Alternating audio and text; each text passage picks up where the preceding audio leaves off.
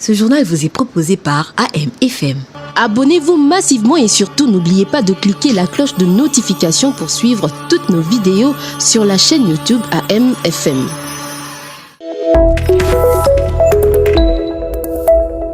Merci de choisir votre radio pour vous informer. Le titre.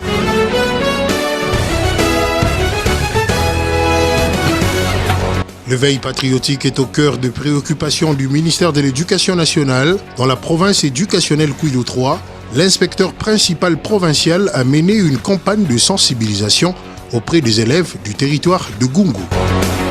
Près de 20 millions de Congolais souffrent de troubles de santé mentale. Selon le ministère de la Santé publique, pour répondre à cette problématique, le centre neuropsychopathologique de Kinshasa, CNPP en sigle, proposera de consultations gratuites à partir de ce 28 mars 2025.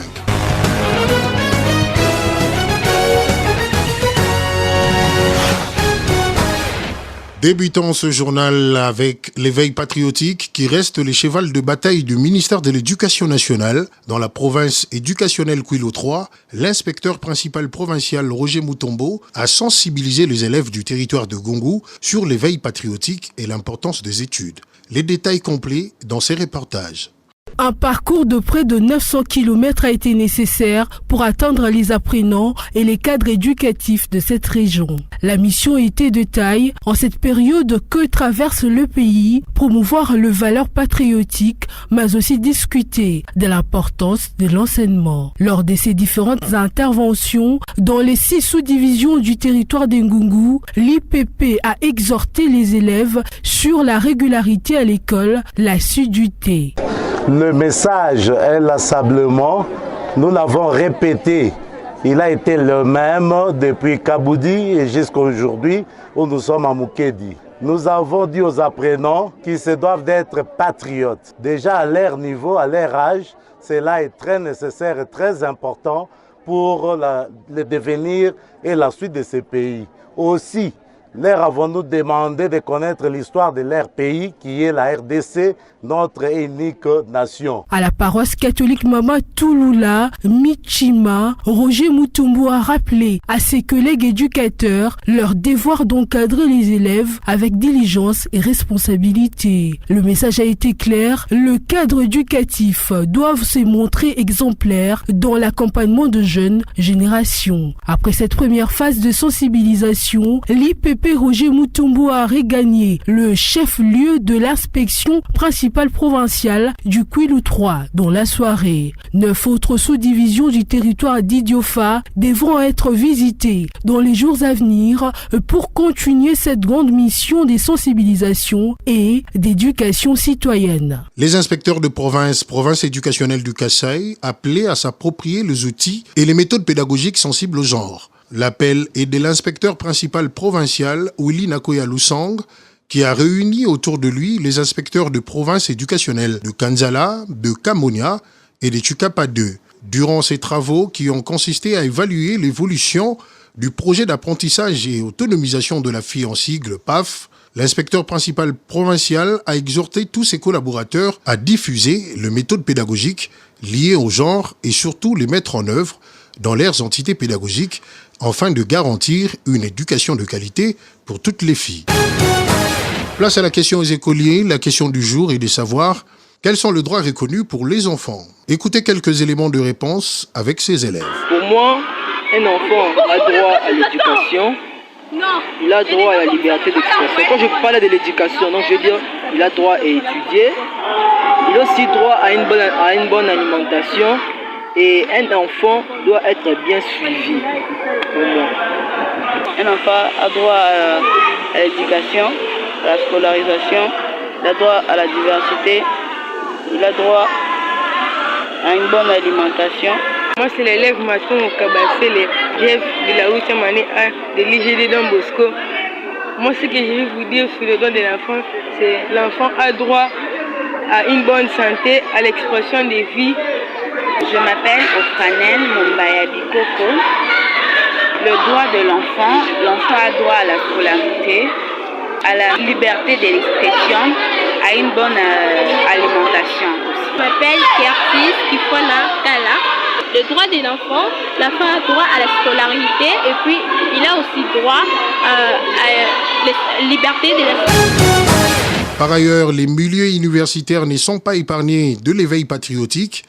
Ainsi, les députés provinciaux de la ville-province de Kinshasa ont porté leur choix sur l'université Simon Kimbangu pour sensibiliser les étudiants sur la prise de conscience de valeurs citoyennes ce mercredi 26 mars 2025. Cette initiative s'inscrit dans le cadre de la campagne Congo Téléma, reflétant ainsi la vision du gouvernement congolais. Nous avons réuni les étudiants et même les personnels administratifs de l'université Simon Kimbangu pour qu'avec eux, nous puissions voir comment est-ce que nous devons aider notre jeunesse par le biais de nos étudiants à comprendre ce que c'est l'État, à soutenir le pouvoir en place, en l'occurrence le commandant suprême, le président Félix Antoine Tshisekedi Tshilombo, pour cette dure épreuve qu'il est en train de traverser en particulier et tout l'État en général. Donc par ce message, ils nous ont encore aidés à voir comment est-ce que nous pouvons apporter des solutions quant à cette question. Et puis cette information, le service national travaille d'arrache-pied pour fournir le banc aux apprenants de la RDC en vue d'améliorer les conditions d'apprentissage. Le général Kassongo Kabouik a remis 202 bancs à l'université de Mbuji-Mayi. Le détail complet dans ces récits de Kawata Sanchez. Au total, 202 bancs pupitres ont été remis à l'université de Mbuji-Mayi sur les campus de Tchikam, dans la province du Kasaï oriental. Ce banc réalisé par les ex-Koulounans sous la direction du général Kassongo Kabouik est une offrande bénéfique pour les étudiants. La cérémonie de remise s'est déroulée en présence de Monseigneur Bernard Kassanda, évêque de Mbuji-Mayi, qui a salué l'engagement du service national dans l'encadrement des ex-Koulounans.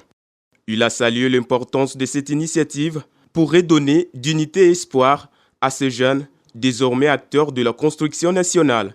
Le recteur de l'université a exprimé sa gratitude pour ces dons, soulignant la qualité des pupitres et leur impact positif sur l'environnement d'apprentissage.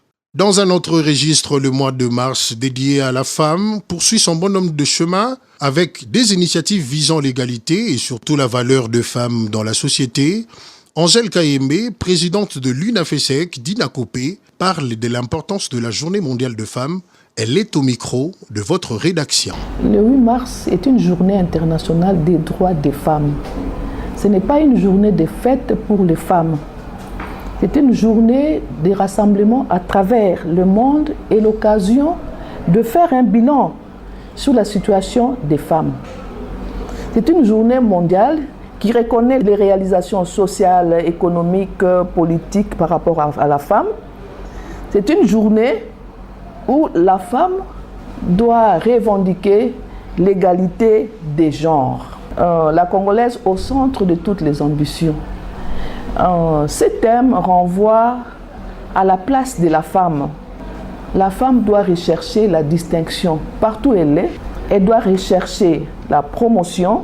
Elle doit rechercher l'élévation sociale.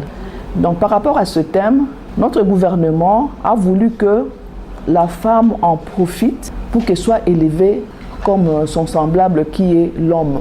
Comme annoncé au sommaire, près de 20 millions de Congolais sont touchés par des troubles de santé mentale, d'après les données du ministère de la Santé publique, Hygiène et Prévoyance sociale. Ainsi, toutes les personnes se sentant concernées, le Centre neuropsychopathologique de Kinshasa, CNPP en sigle, met en place des consultations gratuites pour ce 28 mars 2025. Ce qui s'inscrit dans le cadre de la commémoration du cinquantenaire du CNPP. À l'occasion, plusieurs activités sont organisées, entre autres les conférences, les plaidoyers et les consultations pour une durée de 5 jours.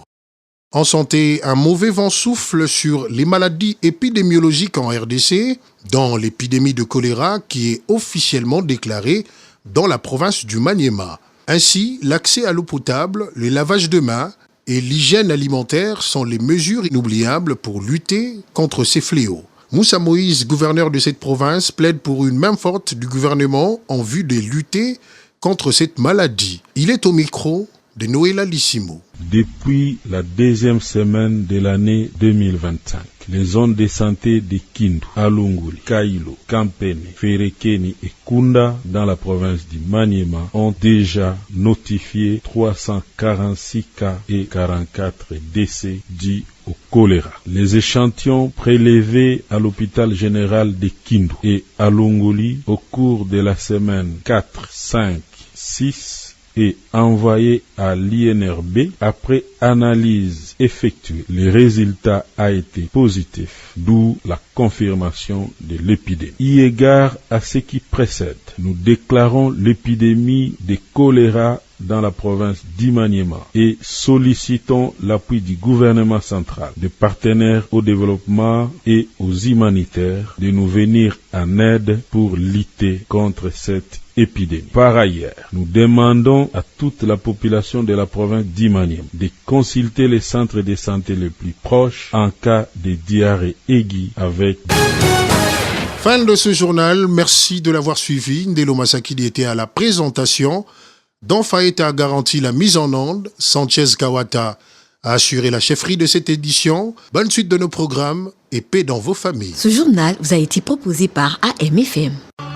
Abonnez-vous massivement et surtout n'oubliez pas de cliquer la cloche de notification pour suivre toutes nos vidéos sur la chaîne YouTube AMFM.